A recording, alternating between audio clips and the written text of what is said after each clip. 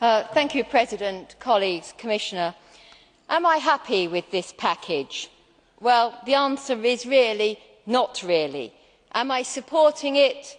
Yes, because I believe it does make sense to have a European payment system to improve the single market, and therefore it does make sense to take this step, far from perfect though it is.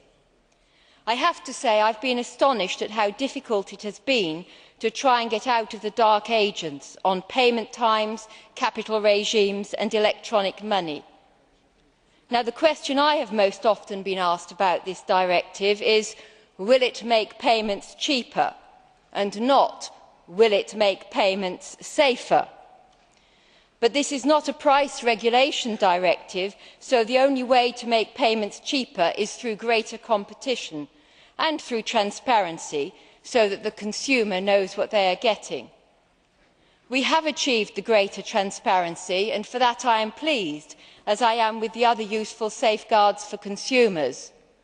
Hopefully, the ability for payment service providers to passport will enhance competition, but I do harbour fears that the ongoing capital regimes, and especially the scaling factors of 0.5 and 0.8 for money remitters and mobile remittances respectively, is repeating the mistakes made in the e-money directive.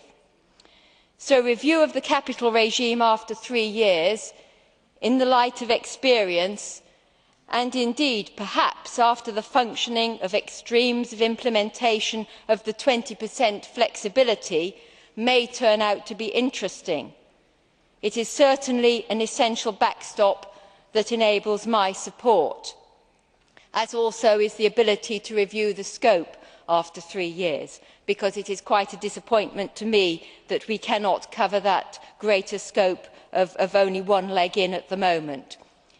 Finally, I mentioned the Amendment 287.